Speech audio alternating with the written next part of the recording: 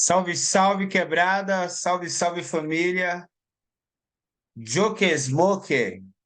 Aí, ó, para vocês, certo? Eu sou Jesus dos Santos, vou baixando aqui o som.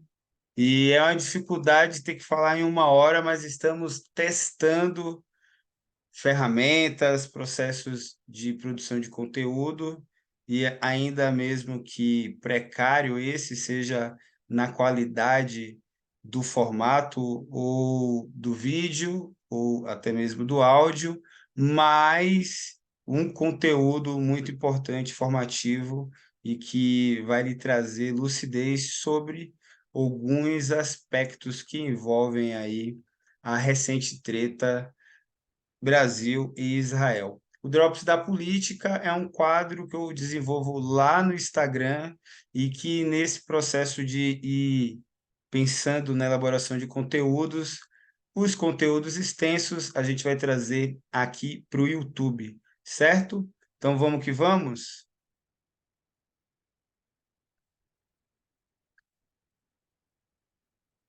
A matéria que a gente vai repercutir aqui nesse especial Drops da Política é a matéria, é a notícia que está aí há uma semana nos noticiários, nas mídias sociais, na imprensa em geral.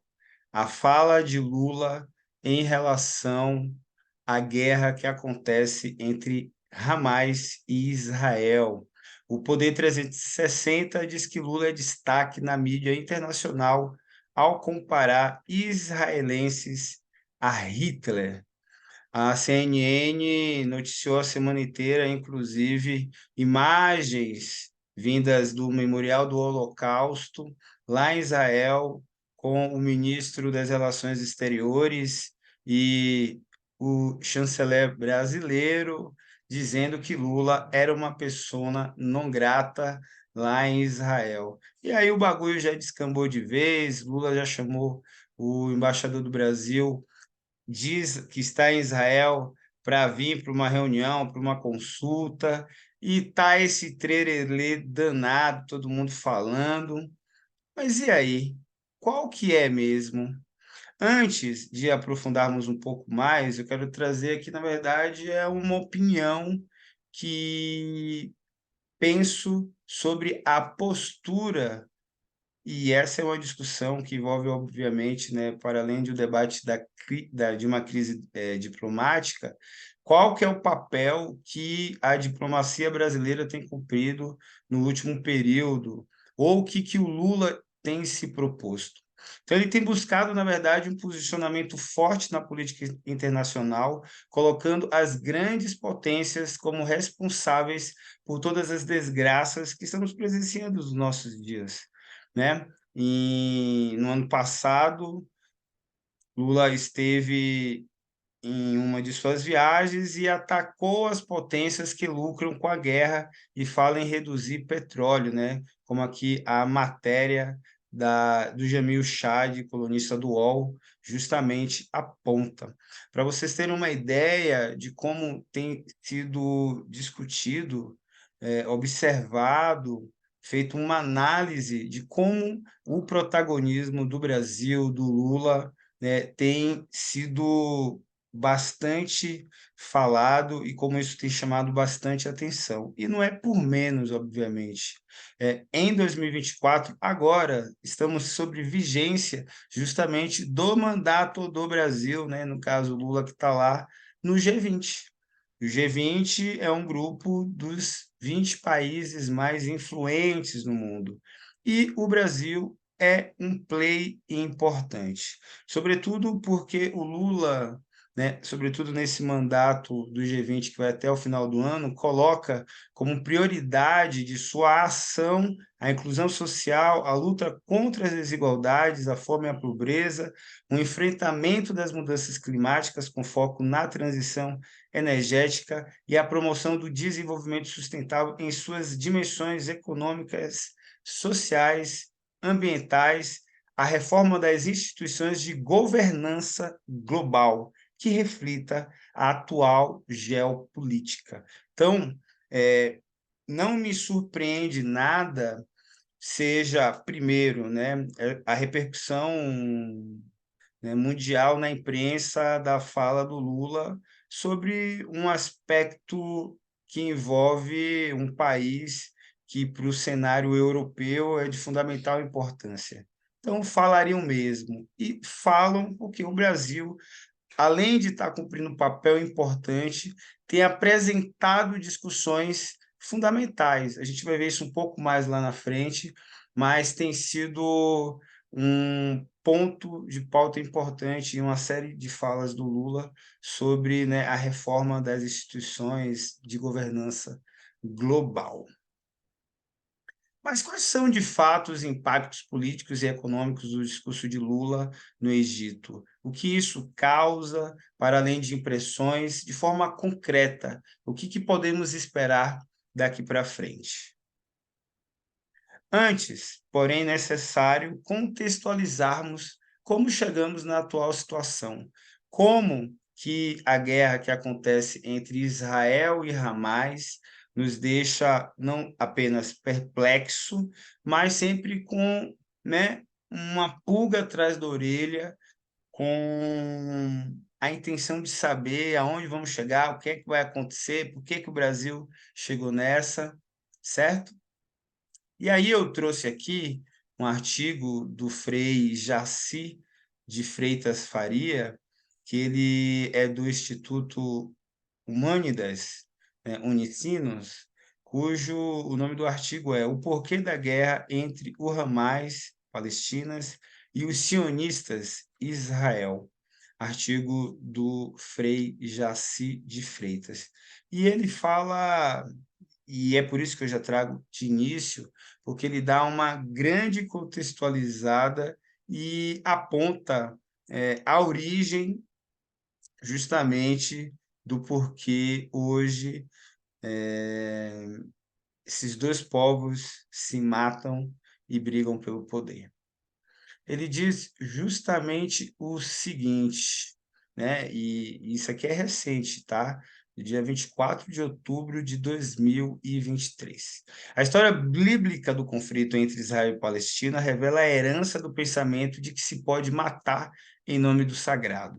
Guerra é fruto da violência humana, a violência gera violência, outros terroristas surgem, outros violentos matam, a violência, então, faz parte da condição humana. Sim, e eu tenho um acordo com ele. A origem da violência está em cada um de nós e na relação que mantemos com o sagrado. O uso arbitrário do poder origina a violência, que, por sua vez, gera a injustiça e a insegurança e, conforme diz aqui o Frei Jacinto Jacis de Freitas, o afastamento de Deus. Quer dizer que isso é um problema para Cristina Rocha? É um caso de família? Será que ela conseguiria, então, dar conta, resolver tal problemática? Olha só, a gente precisa, então, entender por que é, de fato, casos de família, né? E a primeira coisa que vocês precisam saber é que tudo isso começou na época do Abraão. É isso mesmo. O Abraão, como diz aqui o próprio site do Vaticano, ele é o pai, o patriarca da família de teologias abraânicas, que são o judaísmo, o cristianismo e o islamismo. Então, a gente pode dizer que o berço do atual conflito está centrado a partir da história da família de Abraão, né? Então, o site do Vaticano aqui, né, aponta que essas três ramificações nascem daí. Tem um livro bem importante, né, do Christopher Batruck, que é Abraão no judaísmo, no cristianismo e no islamismo, tá? E é bem nessa sequência mesmo. Primeiro se constrói a ideia do que é o judaísmo, depois vem o cristianismo e, por fim, vem o islamismo. E os três, né, têm o Abraão como patriarca.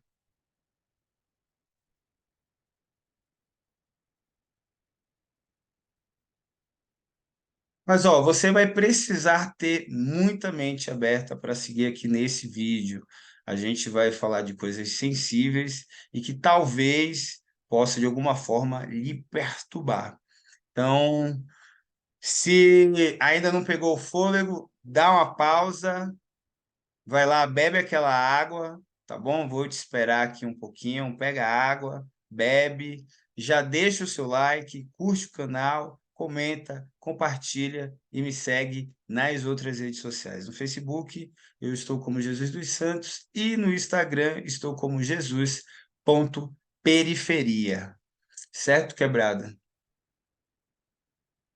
Ó, o negócio é o seguinte, vou mostrar aqui para vocês. Vocês estão vendo aqui à direita, né? Um tiozinho, né? E duas mulheres. Aqui a gente está falando da Sara, né? A primeira esposa de Abraão, e Agar. Agar foi uma segunda esposa, escrava, escravizada, concubina, mas ela foi a mãe do primeiro filho de Abraão. Abraão tem uma descendência suméria e, segundo o próprio Abraão, em um determinado momento da vida dele, ele recebeu umas mensagens de que seria ele ali o percussor de ser constituído, né, um lar para o povo de Deus.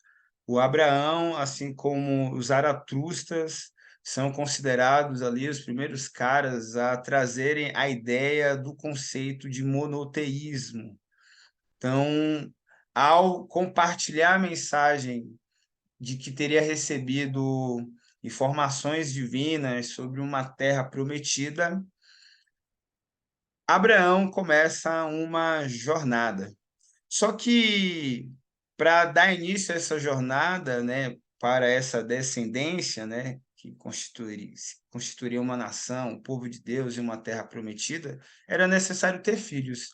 Sara, segundo relatos bíblicos, até aquele momento era estéril, não podia ter filho. E aí o que que a Sara fez? Articulou. Falou: "Ah, a gata ali, será que ela topa ter um filho? O que que você acha?" E aí, pá, foi, rolou, aconteceu, e nasce Ismael, que é filho de Agar, né? E depois de um tempo, do nada, Sara deixou de ser estéril, e aí nasce Isaac, certo? Até aí tudo bem, né? Me parece, sobretudo, que acontecimentos como esses, né, filho com concubinas, com escravizadas, né, diversas mulheres, a ideia de poligamia era bem recorrente. Então, até aí, do ponto de vista histórico, tudo bem. O que passa a complicar,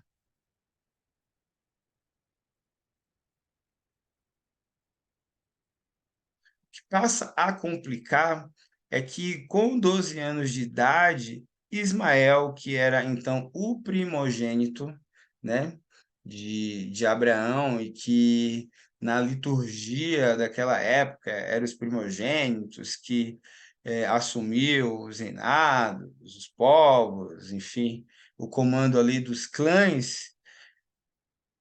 Não foi o que aconteceu com Ismael. Sara ficou indignada, né? Havia ali, pelo que se conta, um processo de ciúmes, e Sara falou para Abraão que tinha que espirrar, né? Que tinha que expulsar, que tinha que exilar Agar e Ismael.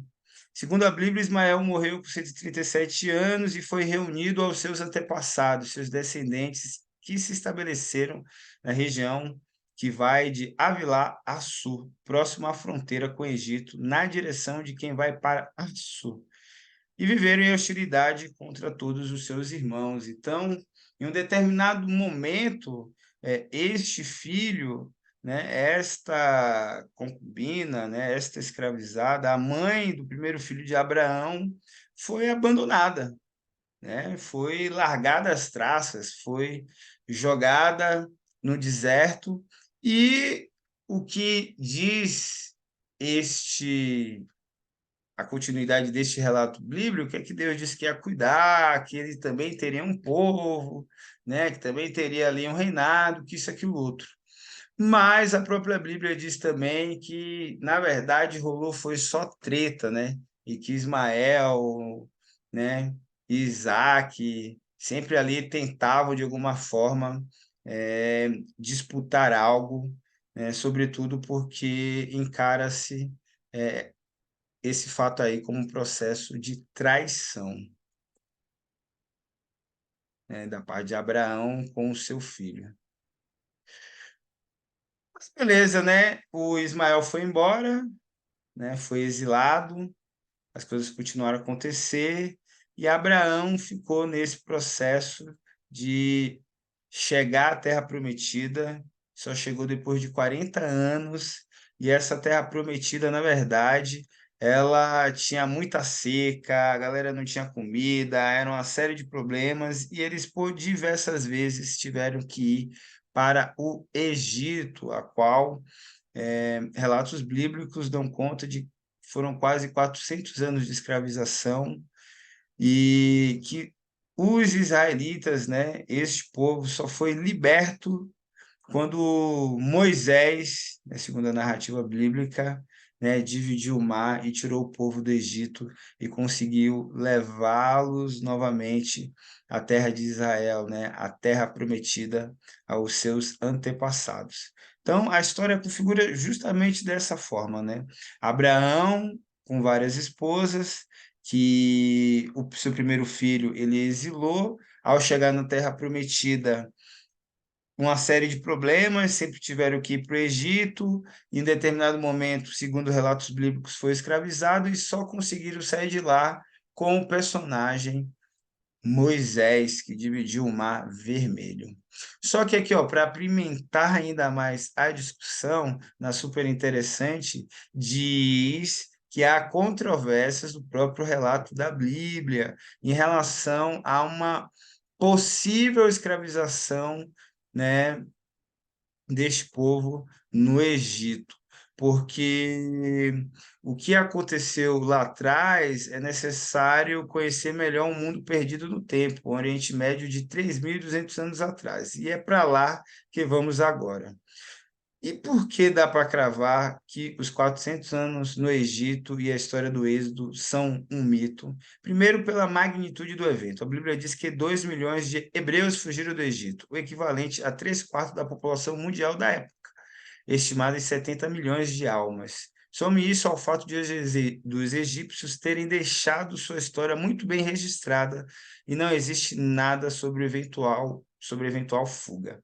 A única inscrição egípcia da Idade do Bronze que mencionava a palavra Israel diz justamente que eles eram um povo nômade de Canaã. E diz mais, tá? Diz que esses primeiros israelitas não acreditavam em Deus, não no mesmo Deus da Bíblia, né? Eles cultuavam as mesmas divindades dos seus vizinhos cananeus, Baal, Asherá, o Altíssimo, enfim. Seja como for, a história real por trás do Êxodo é bem diferente do que está na Bíblia. O livro sagrado diz que por volta de 1600 antes da Era Comum, todos os israelitas deixaram Canaã e foram morar no Egito. Então, há controvérsias, mas há relatos e há provas da existência, né, do Abraão, né, das tribos de Israel, enfim, desse povo todo, o que faz com que a gente tenha aí uma proximidade, né, com a história um pouco mais. Beleza, né? Os caras conseguiram chegar novamente na Terra Prometida, por mais que tenha acontecido ou não, né, a escravização no Egito, eles viveram ali na região de Jerusalém, né? Só que em dois momentos houve uma dispersão forçada dos judeus, né, da promessa, né, de terra que Deus fez a Abraão. Aconteceu duas vezes na história. No primeiro, quando os babilônios invadiram suas terras em 586 antes da Era Comum, e depois pela invasão dos romanos em 70 depois da Era Comum. E quem são os romanos? São os atuais cristãos, né? Cristãos, né? Então, você vai ver ao longo desse vídeo aqui quem, na verdade, sempre tretou com os judeus. A primeira dessas migrações é registrada no ano de 586 antes da Era Comum, quando o imperador da Babilônia, Nabucodonosor II, destrói o Templo de Jerusalém e deporta os judeus para a Mesopotâmia, que era uma das potências ali do Oriente Médio nessa época. Antes de serem atacados pelos babilônios, os judeus estavam na região da Palestina desde 722 antes da Era Comum. E a segunda diáspora, né? Então, desde 722 da Era Comum até 70 depois da Era Comum, quando aconteceu aí a segunda diáspora, que foi, no caso, os romanos destruindo Jerusalém e os judeus, né, dando fuga para Ásia, África e Europa. Aí a galera foi embora, os romanos ficaram por ali, né, construindo, né, o que hoje a gente conhece como cristianismo. E quando é que os árabes, então, né, quando é que, né, o povo de Ismael chega ali naquela região?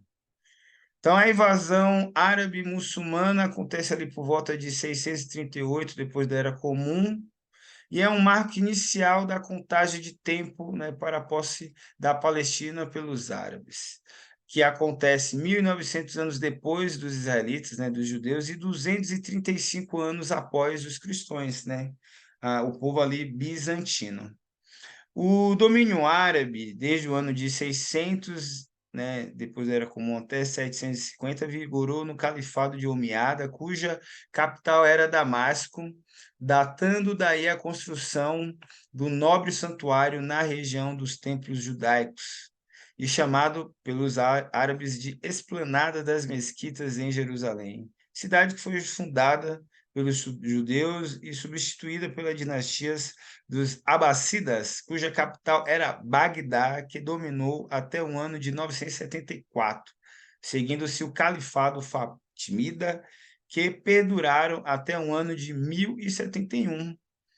Ao fim do longo, ao nosso não, né? Ao fim do longo domínio árabe de mais de 4 séculos, a religião islâmica, em sua campanha de massificação, acabou amplamente majoritária, seguindo-se de uma pequena minoria de cristãos e judeus, até quando no ano de 1072 sobreveio a conquista da região pelos turcos, que tinham capital em Bagdá.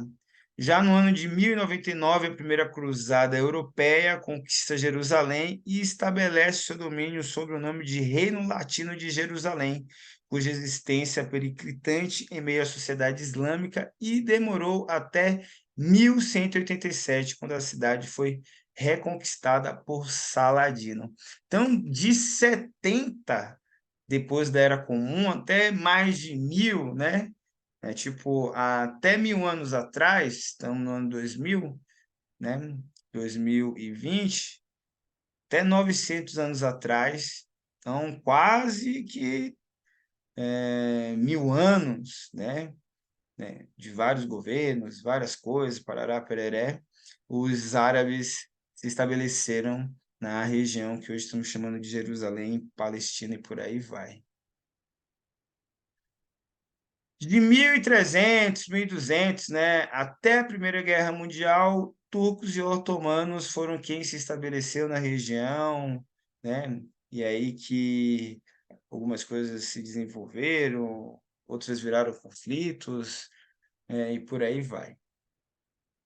Tem um site, né, do Movimento pelos Direitos do Povo Palestino, e aí que eu trago aqui para que vocês possam depois pesquisar e conhecer um pouquinho mais, que faz aqui toda a cronologia da história, né, da Palestina, como eles pontuam aqui, da terra de Canaã ao fim do Império Otomano.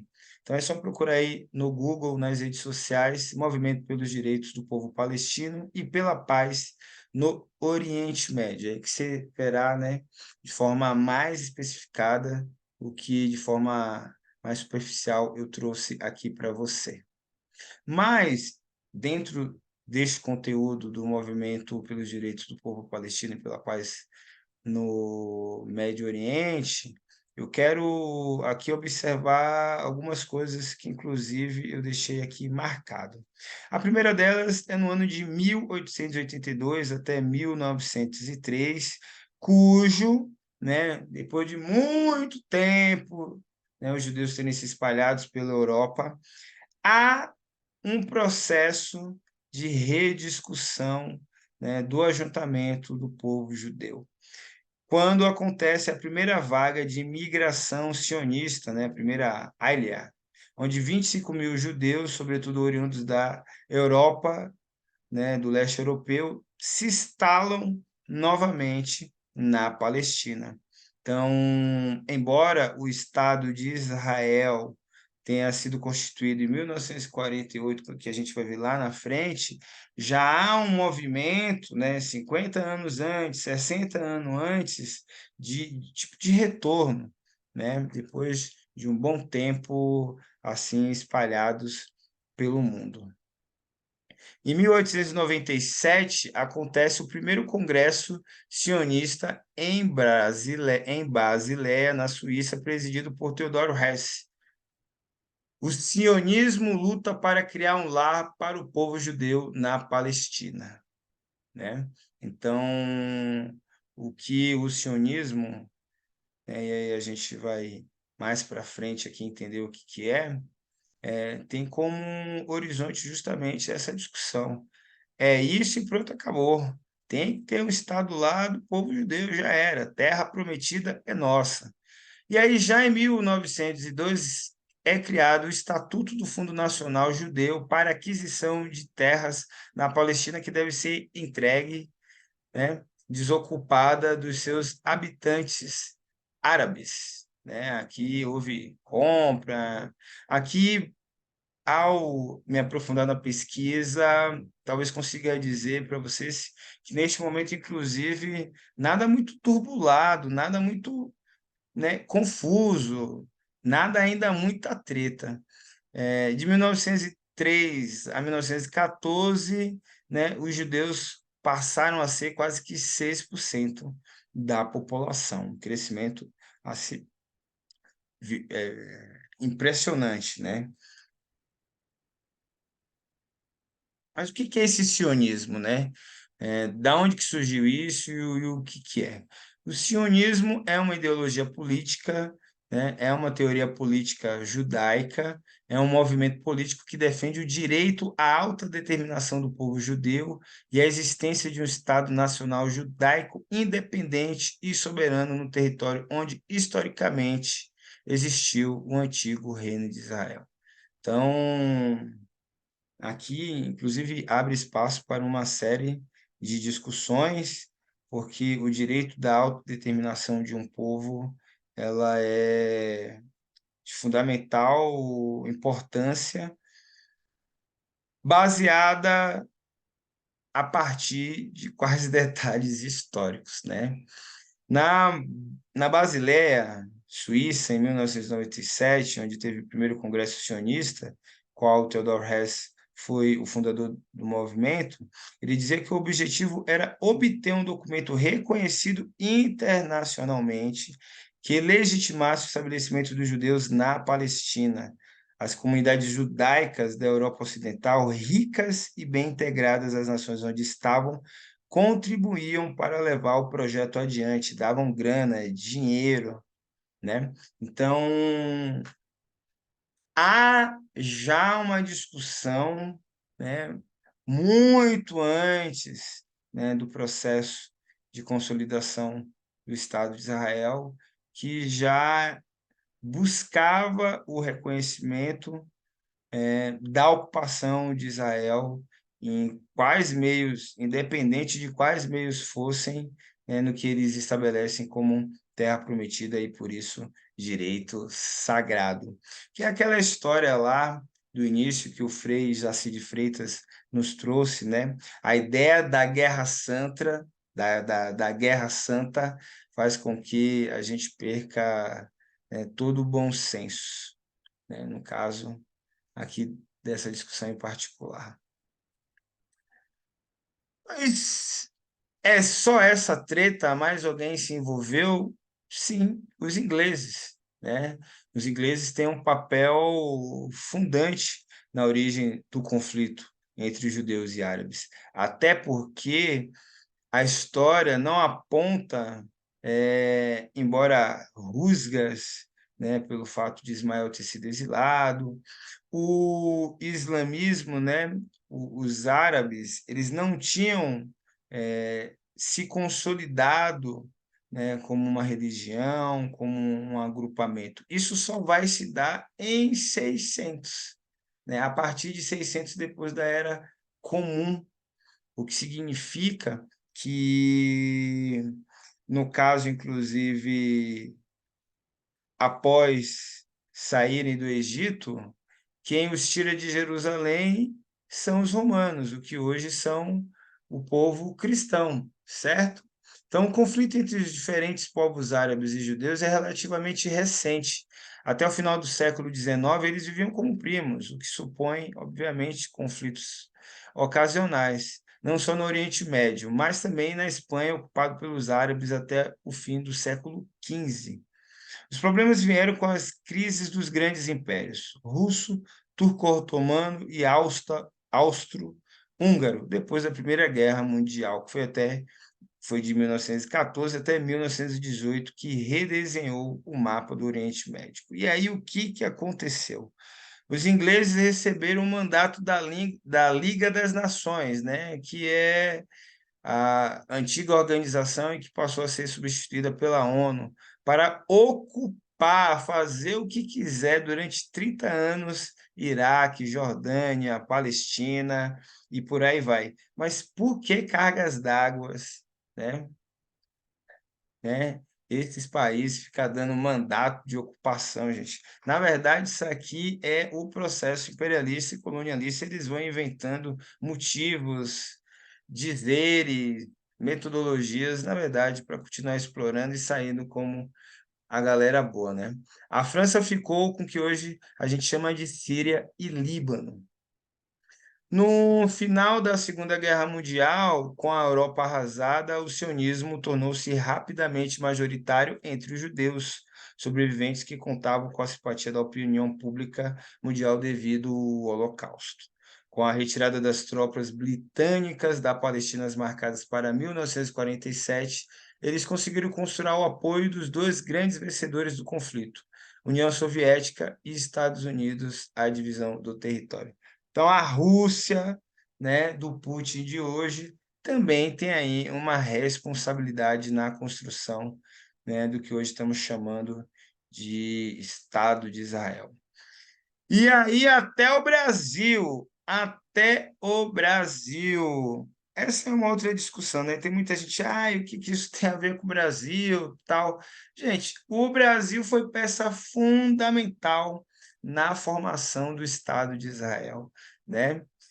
Tem nome de brasileiro, né, homenageado para cima e para baixo lá em Israel. Por quê? Porque na Assembleia Geral da ONU de 1900 e 48, foi presidida pelo ex-chanceler brasileiro, o Oswaldo Aranha, que inclusive votou, né, pela partilha da Palestina em dois estados, um árabe e um judeu.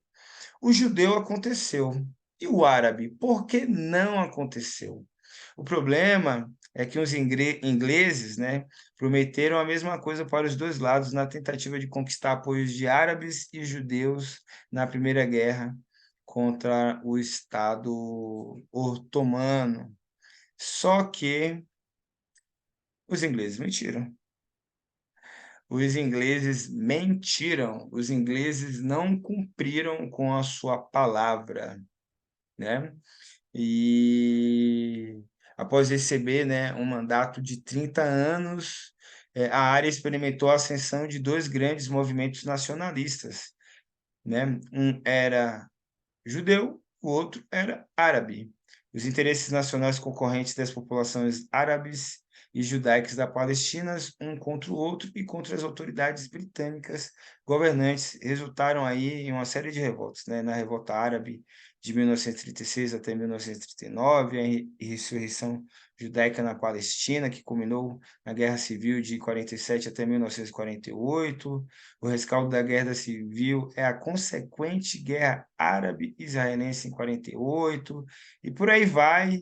E é isso. Os ingleses é que fudeu com a porra toda, tá ligado?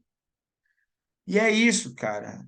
Os colonizadores, né, usam justamente dessas artimanhas, né, de um processo de convencimento, mas na prática, no cumprimento eh, de seus acordos, os caras estão nem aí, passam por cima, né? Então, aqui eu fico pensando, né, que o povo de Ismael deve ter pensado: caramba, lá atrás nós já foi exilado.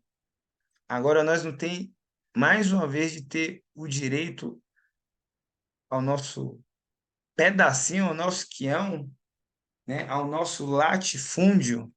E aí o bagulho foi só revolta, foi só treta. Tanto é que, atualmente, isso aqui é uma matéria desse ano da CNN, do início de janeiro, o Reino Unido, né, a Inglaterra, considera reconhecer o Estado da Palestina para ajudar a acabar com a guerra. Então, aqui é nada mais, nada menos do que a Inglaterra fazendo uma meia-culpa, né? A galera lá sabe, pô. A galera lá sabe por que tá essa treta, entendeu? Então, Inglaterra responsável por toda essa crise aí. Mas qual que é o papel que o Brasil ocupa nessa discussão, né? Eu falei aqui alguns momentos atrás que na primeira e na segunda Assembleia da ONU, e isso de lá até hoje vem acontecendo, é um chanceler brasileiro que abre, né? E no caso específico aqui, o Oswaldo Aranha ainda presidiu as sessões. Ele foi o cara que intermediou a construção e os votos favoráveis, né, a partir de uma intervenção internacional naquele território para a constituição do Estado de Israel. Então, o Brasil tem relações fortíssimas com essa discussão. Então, faz, sobretudo agora, para mim, total sentido o Brasil, né? Não só porque vai presidir, né, o G20 durante esse ano, no ano que vem já começa presidindo, né, o BRICS, né, tá aí, né, tendo um papel de protagonismo na política, né, internacional, não só por isso, mas também porque tem um envolvimento histórico com a questão. Oswaldo Aranha foi o brasileiro que ajudou a criar o Estado de Israel, né? Então, as relações entre Brasil e Israel se dão justamente, né, a partir daí. Tem até uma fotinha aqui, ó, do Oswaldo Aranha em reunião com autoridades internacionais na ONU em 1947, como chefe da delegação brasileira na recém-criada Organização das Nações Unidas. Presidiu a segunda Assembleia que votou o plano da ONU para a partição da Palestina em 1947, que culminou na criação do Estado de Israel. Fato que rendeu à Aranha eternas gratidão dos judeus e sionistas, né, por sua atuação. Tá? Então, o Brasil, através do Oswaldo Aranha, papel fundamental aí nesse processo. As relações, né, Brasil e Israel se dão, né, ao longo do tempo e de forma mais expressiva, a gente vê já na primeira fase, né, do governo Lula, né, quando em 2007 o Mercosul assina o Tratado de Livre Comércio com Israel. Tanto é que depois disso daí, Lula vai para Lula vai para Israel, visita os rolês lá, né? Conforme a foto aqui da Rede Brasil atual nos mostra. O acordo de livre comércio, né, Mercosul-Israel, ele é o primeiro acordo dessa modalidade a ser celebrado pelo Bloco Sul-Americano com países fora da América. O acordo englobava 8.000 linhas tarifárias ofertadas por Israel e mais de 9.000 itens pelo Mercosul. O tratado envolvia diversas regras, como a regra geral e a regra integralmente elaborada no que tange, né, às discussões aí econômicas. Agora, já com a Palestina, a relação do Brasil como se dá, né, ainda sem esse reconhecimento, né, de ser um país. A Palestina ela não é reconhecida como um país pelas Nações Unidas, mas como um Estado observador não membro, desde o final de 2012. Isso se deve a uma série de fatores, entre os quais a falta de apoio internacional, sobretudo das superpotências como os Estados Unidos, né? Então, o que era para ser construído lá atrás, em 1947, quando foi construído o Estado de Israel, né, era para ter também se construído um Estado da Palestina. De lá para cá, os palestinos estão largados, né, estão jogados à mercê.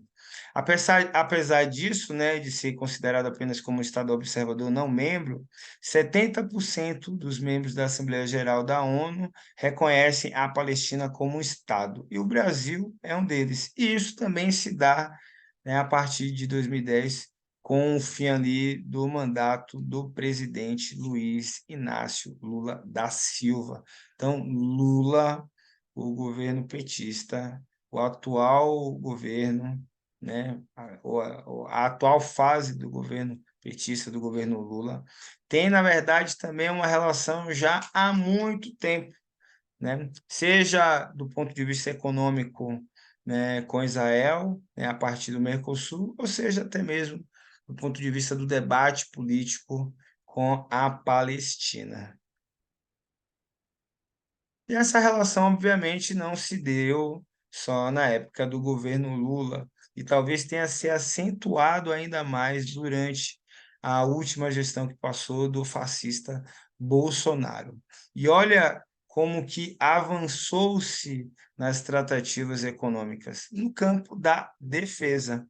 Os dois países assinaram um acordo de cooperação em matéria de defesa, que fornece arcabouço legal para iniciativas militares conjuntas e abre caminho para laços mais estreitos neste campo. O que eu observo aqui? Que imagine, ó, se fosse Bolsonaro que estivesse aí, né, na presidência e o Netanyahu falar: Bolsonaro, manda uns soldados aí, manda umas armas aí, o Brasil ia mandar para lutar lá na faixa de Gaza. Esse acordo abre precedente não só para essa interpretação, mas para essa ação, tá ligado? Então, enquanto, né, no governo petista anterior, né, laços econômicos se construiu com Israel, uma defesa, né, da existência de um Estado palestino também suja, sobretudo a partir do reconhecimento do Brasil como, né, reconhecendo a Palestina como um Estado. Quando chega no governo Bolsonaro, aí é ladeira abaixo, é arma, é armamentismo, é guerra, é militarismo, né? Pensamento esse que talvez justifique, né, o porquê que Israel está sendo cobrado pelo genocídio que tem feito ao povo palestino. Mas e aí, né? Como é que fica, né? De um lado, a gente tem Israel chamando Lula de persona non grata, né? Do outro, a gente tem a Palestina, né? Inclusive a galera do Hamas agradecendo ao Lula pelo apoio. E aí, como é que fica? O que vai acontecer, né? Para que lado correr, né? Em qual dos dois lados a gente de fato vai vai estar do lado, vai se solidarizar. E é por isso que esse vídeo aqui ele é muito importante, por isso eu já peço que você compartilhe, deixe seu comentário, deixe sua dúvida, espalhe aí, porque a ideia é que de fato a gente possa vir a elucidar e, por meio dessa elucidação, fazermos a nossa análise crítica. Então, aqui o que eu estou propondo é que você reflita, né? E que pegue aqui os artigos, as matérias, eu estou compartilhando para a gente fazer esse diálogo e vá fazer a sua própria conferência, tá? Mas e aí, né? Como é que tá? Ó, saíram uma série de notícias, né, de que as relações, né, diplomáticas, econômicas estão afetadíssimas. E o UOL confere botou recentemente, ontem, né, nesta quarta-feira, justamente uma matéria dizendo que é falso que o Brasil rompeu relações diplomáticas com Israel. A própria embaixada de Israel no Brasil nega o rompimento e a representação declarou que não houve o fim das relações diplomáticas entre os dois países e que está funcionando normalmente. Há uma treta, obviamente, mas esse processo de rompimento ele é paulatino, não é assim, não acontece a partir da vontade, né, necessariamente apenas dos interlocutores. Eles esperam, a galera, seja de ambos os lados, né, espera sempre, né, um próximo enfrentamento para que a partir daí se tenha, né, essa relação quebrada ou não. E a gente vai ver isso também um pouco mais lá na frente. Ó, o próprio Infomoney, né, que é um site aí bastante conhecido, sobretudo por tratar de economia e política, o Roberto de Lira, que é o repórter, que é o economista aqui, né, da página de Relações Internacionais, diz que crise diplomática envolvendo Gaza pode minar relações comerciais entre Brasil e Israel. Ele aponta que não. Sobretudo, vide os números, né? A corrente de comércio entre os países soma cerca de 2 bilhões, somaram, né, 2 bilhões de reais só em 2023. O estudo da Arpex, né,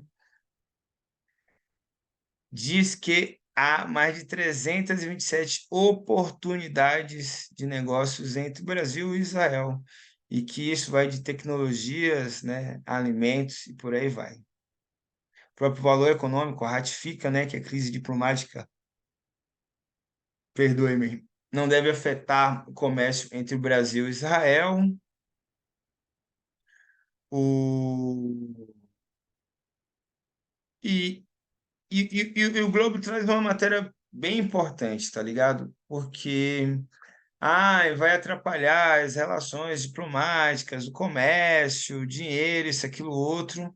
Mas o que de fato acontece é que o Brasil compra mais de Israel do que vende. Então, assim, se formos parar para analisar onde terá prejuízo, né? É de quem compra ou de quem vende,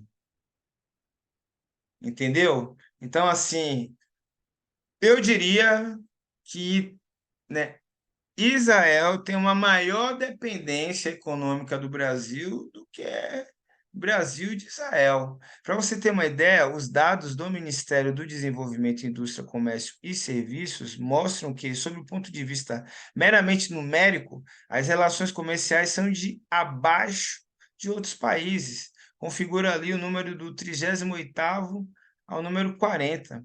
E não devem ser afetadas, sobretudo, né, pela atual crise, que me parecerá ser, né, de curto prazo.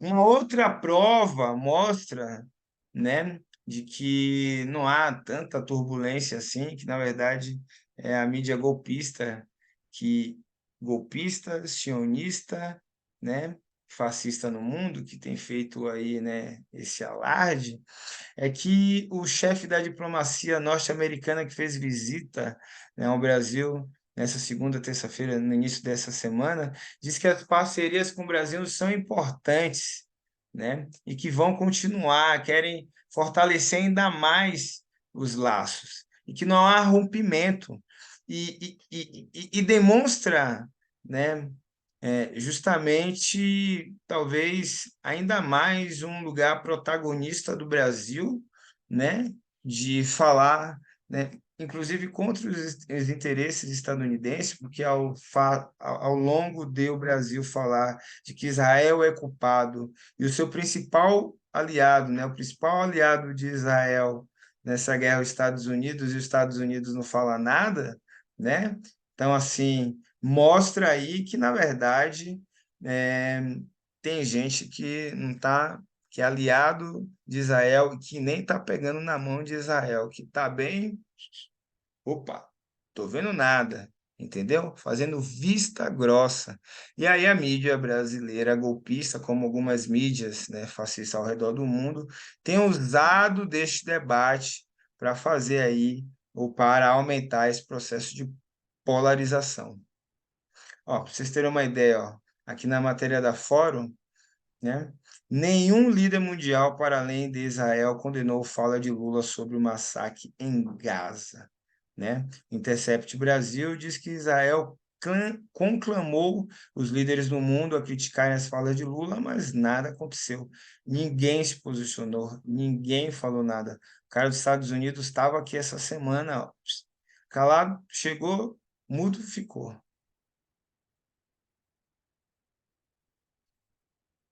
Então, tem uma matéria do Intercept Brasil aqui, né, que nessa tentativa de, de responsabilizar Israel, né, tem uma matéria do dia 27 de outubro de 2023 que diz que Israel não cumpre nenhuma das resoluções da ONU, né, que Israel está desvairado, né, na, na tentativa de reconquistar território palestino. E por que que Israel quer calar o mundo, né? Até judeus anti-sionistas, né? Porque, só para ratificar, talvez essa discussão não seja sobre o judaísmo, não seja sobre os judeus, mas sim sobre uma teoria política, né? Que são os sionistas, que usam do antissemitismo uma arma de chantagem, né? O blog aqui da Boitempo aponta em um artigo como se dá ideologia e propaganda na educação, né? Como que a Palestina aparece nos livros israelenses. Se a gente for trazer aqui para a realidade do Brasil, né, é como, né, as comunidades indígenas e negras aparecem nos livros, ou apareciam nos livros, e aparecem ainda, né, nos livros didáticos. Então, a reprodução, né, desse processo antissemita é, tem sido usado como arma de chantagem. Então, é importante ficarmos atentas e atentos. Mas olha que curioso, né? Já em 1948, Einstein escreve uma carta denunciando o Estado de Israel por genocídio do povo palestino. Então, peraí, Lula então está falando o que Einstein falou? Será que o Lula leu a carta do Einstein?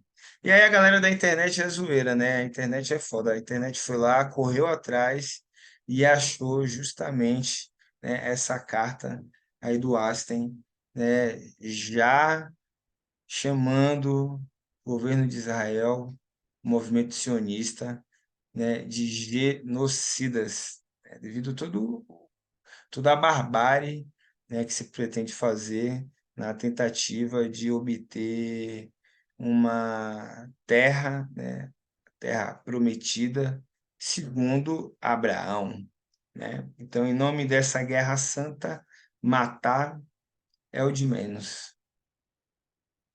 Falei para vocês lá atrás, né, sobre como anda, a relação Brasil e Israel.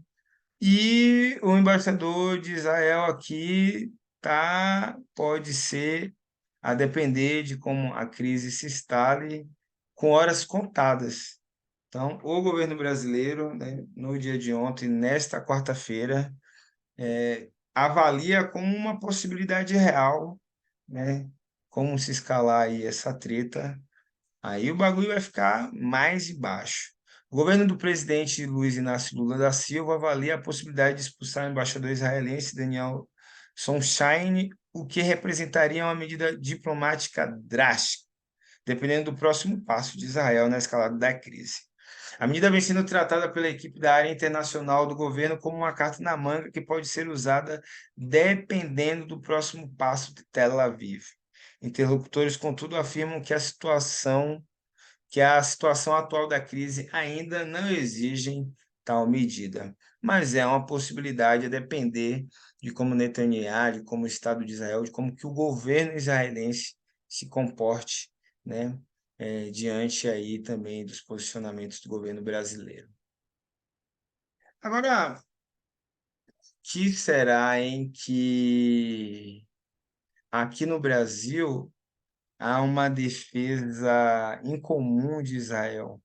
Por que que aqui no Brasil, né, a ideia de defesa de Israel une parte da extrema-direita e o bolsonarismo? Em um artigo do Brasil de Fatos, né, um pesquisador foi convidado, neste caso aqui o Rodrigo Campos, e ele disse que essa unidade da extrema-direita em torno da causa israelense, aqui no Brasil, resulta de dois fatores. Um é o elemento religioso, e o fato de, no mundo contemporâneo, Israel se destacar como exportador de produtos militares, o que os aproxima a movimentos armamentistas.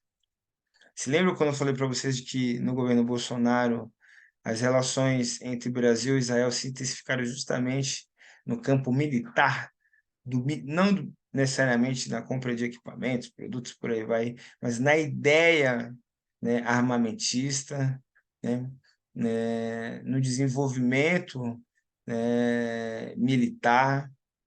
E aqui o Rodrigo Campos, este pesquisador, avalia que o elemento religioso mais o elemento armamentista sejam o que justamente conflui aí para um processo, né, de, de processo de ligação, né, de aproximidade entre Israel e o campo de extrema-direita aqui no Brasil. Rodrigo Campos avalia que a raiz dessa unidade política entre forças da extrema-direita no plano internacional reside na islamofobia, ou seja, na negação dos islâmicos e no racismo contra a população árabe. Há uma aproximação estratégica do Estado de Israel com partidos de extrema-direita na Europa, que possuem um histórico de antissemitismo, agora reciclado em islamofobia. A gente não pode esquecer que o estágio atual que a gente está vivendo no confronto é o resultado direto dos acordos de Abraão, que prevê a normalização das relações entre Israel e alguns países árabes, e que foi arquitetado pela extrema-direita americana com elementos radicais e ultra-ortodoxos do governo israelense. É o que avalia o Rodrigo Campos. Então, a questão religiosa, a questão armamentista, dentro desse lugar, né, dos preconceitos, do racismo, e o que antes era antissemita, agora passa a ser islamofobia.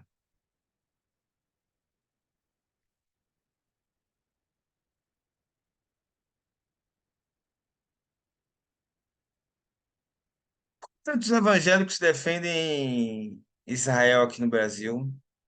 Como eu disse, né, no slide anterior, um dos aspectos é a questão religiosa, né?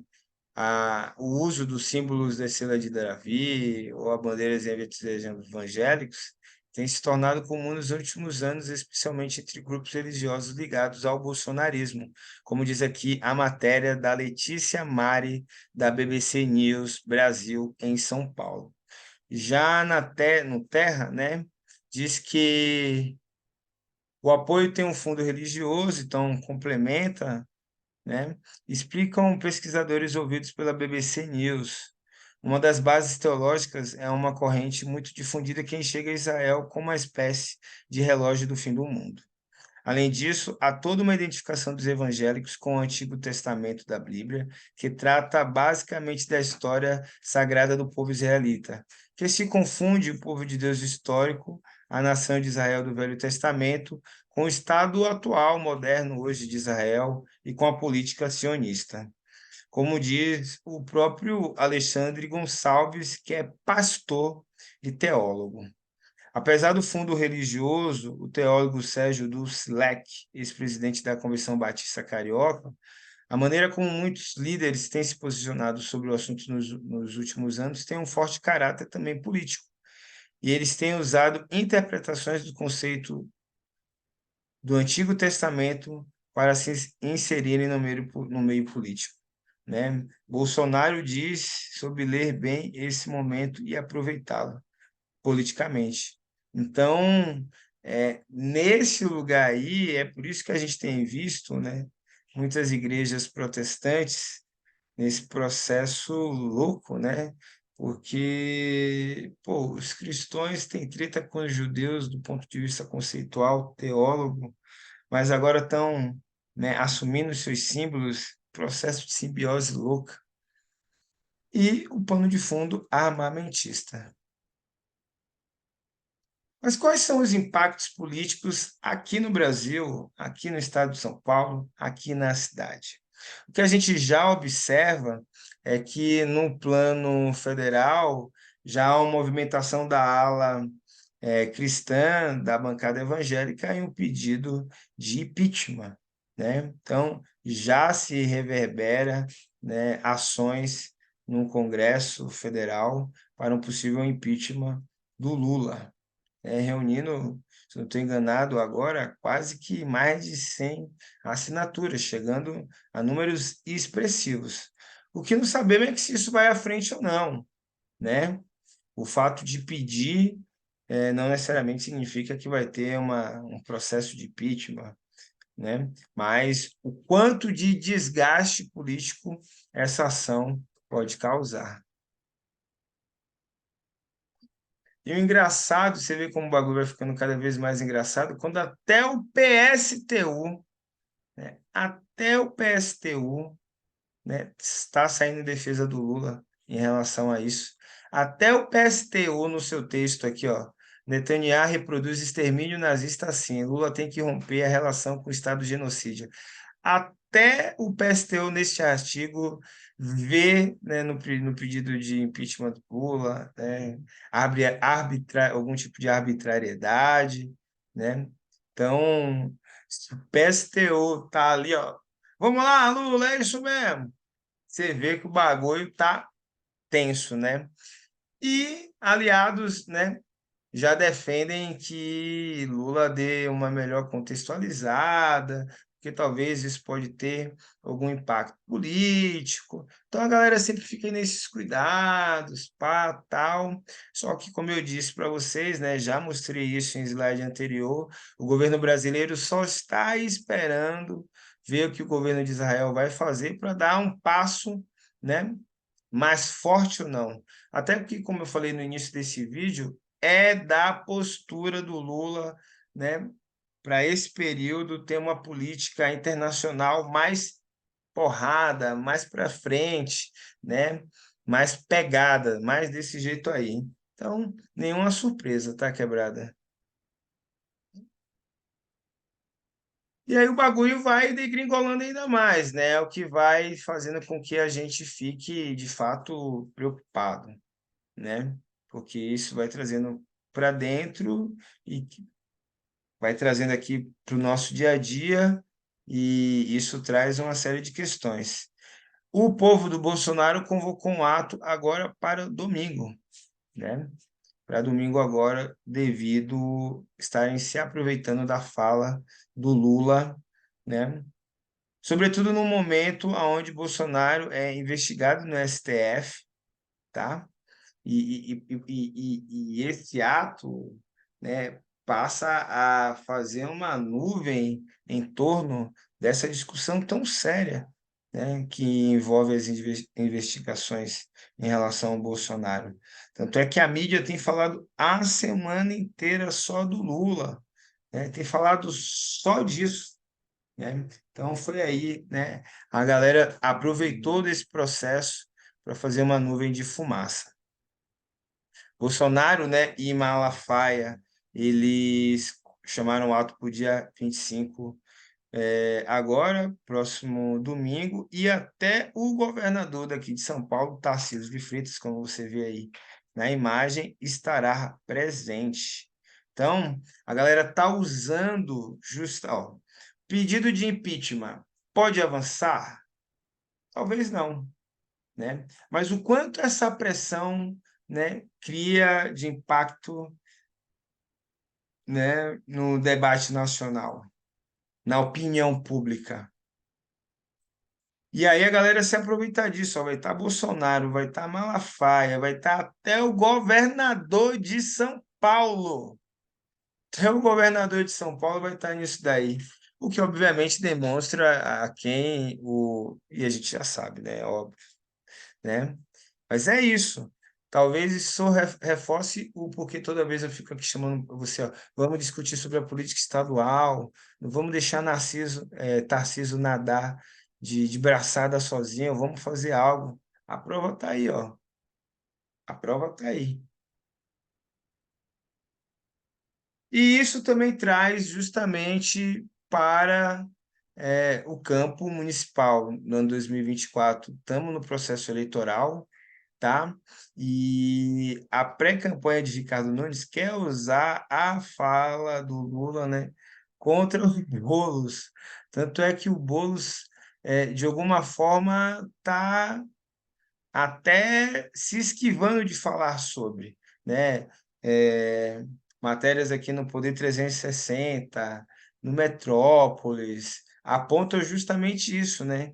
Que Boulos resolveu se calar para não gerar mais burburinhos, falam e que possam, de alguma forma, atacar a sua campanha. Até porque quando a gente vai olhar o estado de São Paulo, e agora no ano eleitoral é hora de fazer cálculos eleitorais, o estado possui uma população com aproximadamente 70% de pessoas católicas, 17% de evangélicas, sem religião, né, 7,2%, espírita 2%, budistas tem mais que ubandistas, né, ou candomblecistas, né, não sei aqui melhor especificar, e 0,11 de judeus, né?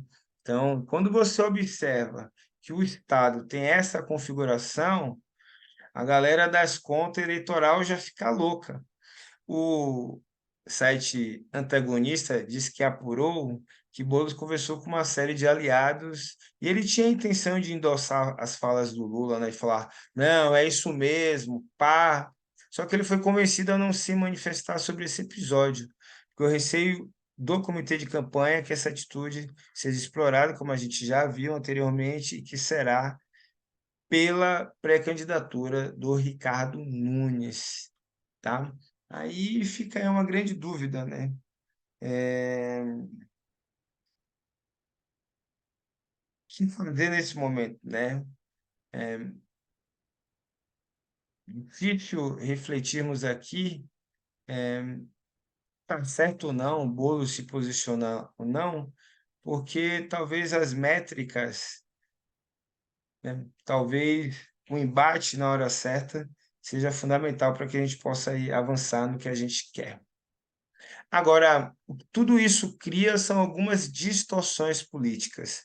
A exemplo justamente do Aldo Rebelo, que agora virou o secretário de Relações Internacionais da Prefeitura de São Paulo, substituindo a Marta Suplicy. E o engraçado é que quem deu aval para Nunes chamar o Aldo Rebelo, que já foi ministro da Defesa e que agora está numa onda nacionalista, foi o Bolsonaro, né? O Aldo Rebelo chegou até a dizer que o que aconteceu no dia 8 de janeiro, como diz aqui a matéria do Poder 360, que era fantasia, né, para legitimar uma tal polarização, o que a gente ali tinha visto, tá ligado? E quem foi Aldo Rebelo? Ele foi do PCdoB, né? Foi presidente da UNE, né? Lutou contra a ditadura militar. Em 1997 recebeu, né, uma medalha por ter lutado contra a ditadura militar. E agora dá dessas, tá ligado? Essa é uma das distorções, né, que a narrativa de massa causa nas pessoas. E ó, que esse cara aqui sabe de muita coisa, tá ligado? Político experiente, presidente da UNE, lutou contra a ditadura militar e dá essa guinada, tá ligado? Dá esse cavalo de pau. Então imagine para a massa no geral. Por isso, compreensível, obviamente, talvez a leitura que o Comitê da Campanha de Bolos tem feito. Então, é um absurdo, né? É uma vergonha. E quais são as lições que a gente pode tirar disso tudo aí, né?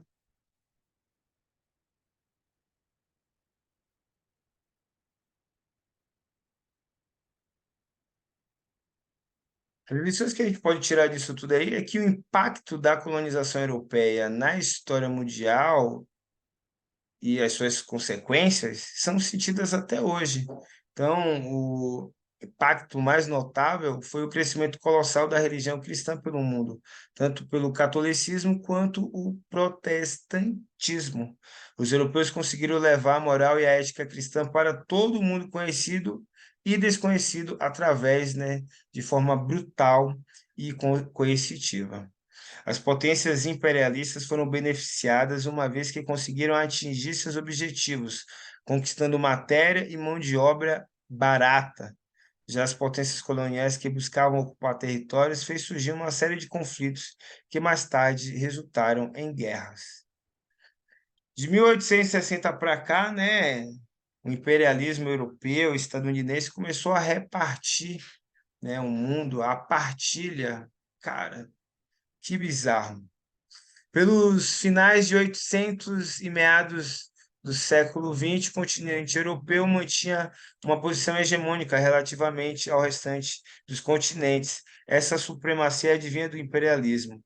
Os países mais fortes da Europa, grandes potências industrializadas, governavam o mundo que se encontravam dividido em territórios coloniais e áreas geográficas onde exerciam uma forte influência política e econômica. Então, foi isso que a Europa fez, né? Aonde não matou, não roubou, né? Criou uma série de instabilidades. E aí a gente vai ampliando essa discussão, né? Quando a gente vê o que a Europa fez, né? O que estão chamando aqui de partilha da África, que foi o processo em que potências europeias dividiram e colonizaram o continente africano, né? Visando explorar os recursos e ampliar a influência global. Quando a gente percebe que os conflitos na África são consequências dessas divisões territoriais estabelecidas por colonizadores europeus que não levaram em consideração as diferenças étnicas e culturais da população, né? E que, na verdade, isso foi feito de forma proposital e que a gente observa hoje, né, como diz aqui a matéria do UOL, que o continente africano possui maior número de conflitos armados, que dos 54 países que existem, metade, 24, estão lançados, né, a guerras, a conflitos. Gabão, Níger, Mali e tantos outros, né? 7 levantes militares são justamente países que apresentam históricos de colonizados, né, em comum pela Europa.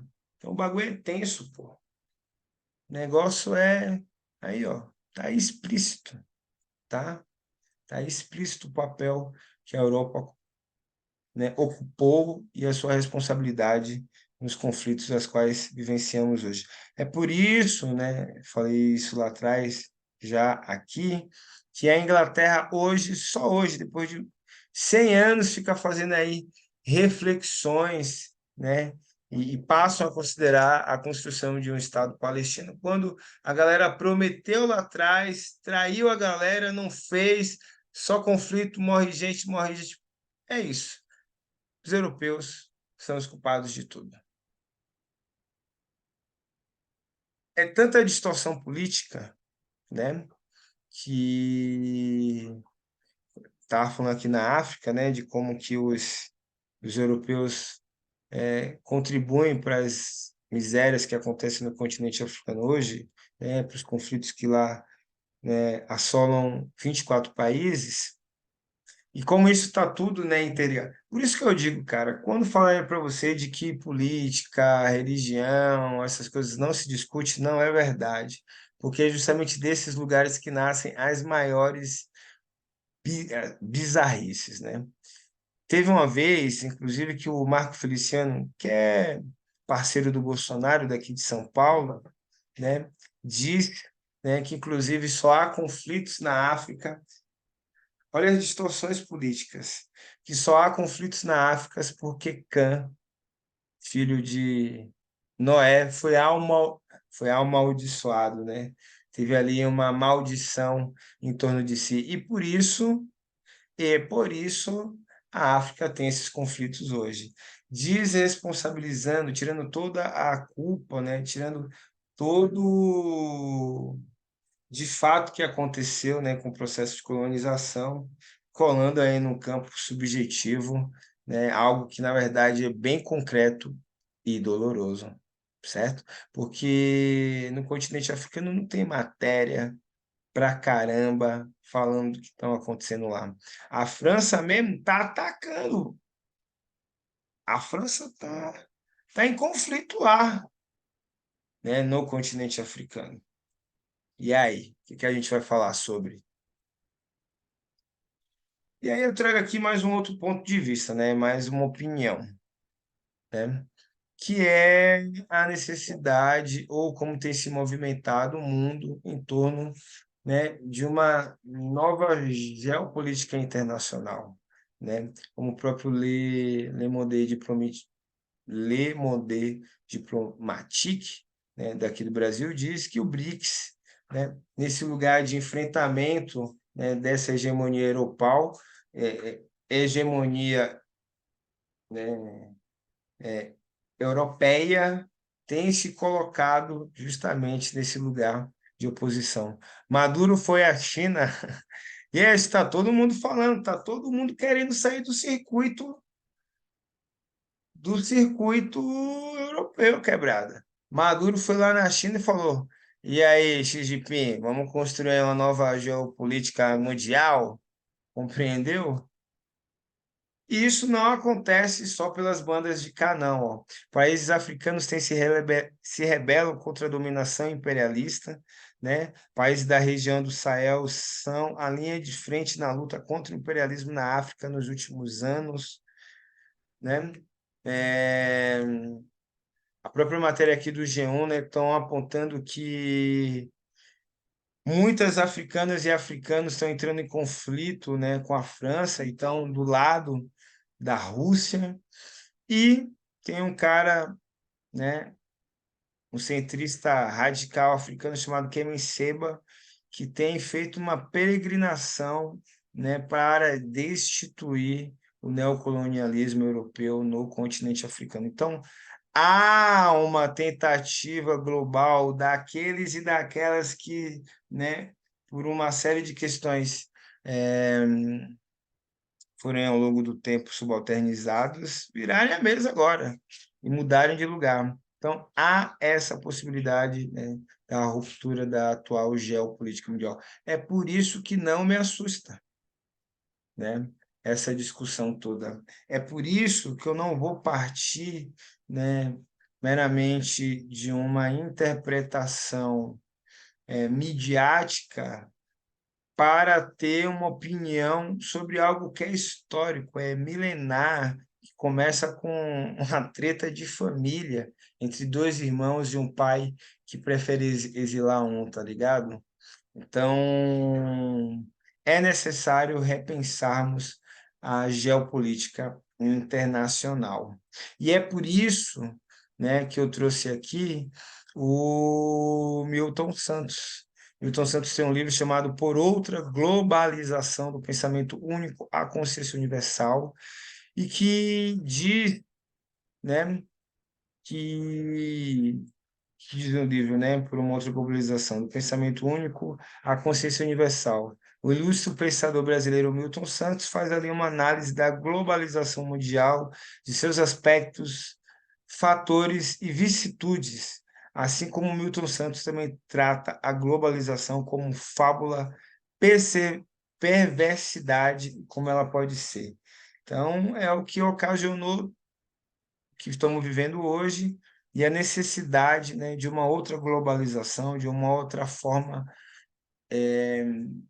universal de nos relacionarmos e de pensarmos a vida. E eu vou ficando por aqui.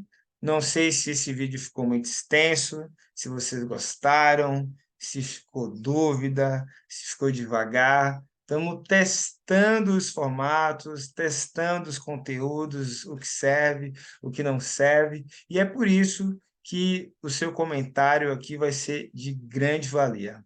Ó, no YouTube você já está aqui comigo, é só procurar aí, ó, Jesus dos Santos, você vai ver aí uma série de vídeos, né, sobretudo falando da política estadual. No Facebook, Jesus dos Santos, né, vocês vão ver que até DJ eu sou também, faço parte aí de uma série de correrias. E no Instagram, jesus.periferia, onde inclusive a gente tem feito o quadro Drops da Política, né? Aqueles vídeos mais curtinhos. E agora, né, fazendo esse ensaio para ver como é que a gente traz aqui para o YouTube. Certo, quebrada? Então é isso. Esse foi mais um Drops da Política e eu conto com você no próximo vídeo. Até mais!